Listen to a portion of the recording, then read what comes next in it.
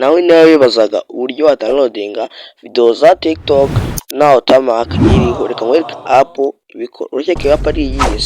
Iyo app twaje tuvuga bayita TikClean, ifite verification, security and quality nziza. Quality ni 4K and HD, verification ikorera kuri Google Play Protection. Reka nkwereke uko ikoreshwa. Ngewe ni Mutesi Tech Link, kanda subscribe. Reka dutangire. Guys, mbere na mbere jya muri Play Store cyangwa App Store, ugiye kwestaramo application yacu bita TikClean, hanyuma kandi search, inyuma ukana search urebe iyi app iri buze kuza, ari wowe wemezaho iyo app iri hejuru iteye gutyo, wowe uyestaringe bitewe ko namaze kuyestara. Ndayifungura, hanyuma ndindira akanya gatoya, hanyuma njye muri TikTok,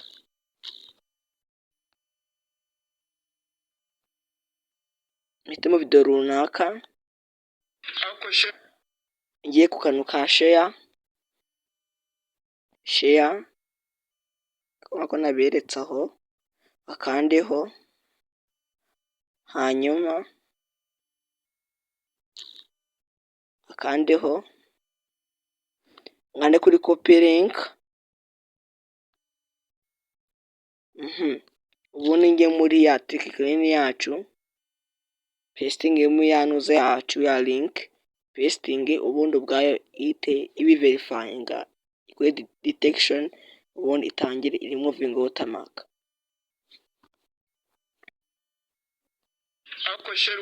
Hanyuma rero uhitemo uburyo yaza muri HD, ikaza ari audio cyangwa ikaza iri video gusa, uko nkuko yaje imeze.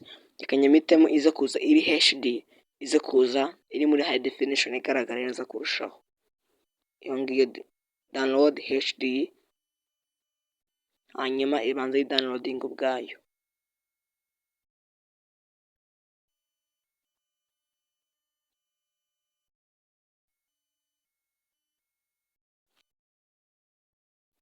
Hanyuma wemeze setting, allow TikClean to access photos and video on this device. Kugira ngo bijye kuri file yawe cyangwa gallery, urakanda kuri allow, akumwa kamera kabanza ariko kanda wowe, hanyuma video yacu ubundi nasanga ngize muri telefone yacu, video downloaded. Hanyuma njye muri gallery cyangwa file,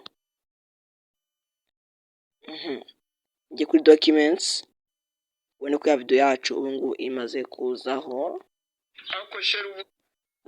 Guys, video yacu imaze kuza na Watermark iri ya TikTok. Igihe nkanga video ijya kurangira, katurebe na Watermark already iriho. Guys, niba ino video igufashije, make sure yuko wakande subscribe, like, comment ndetse wike gusharinga ku bantu bose uzi ino video irabafasha neza. Make sure yuko wakande subscribe and like kuri iyi channel yacu Mutesi Tech Link. Naho ubutaha.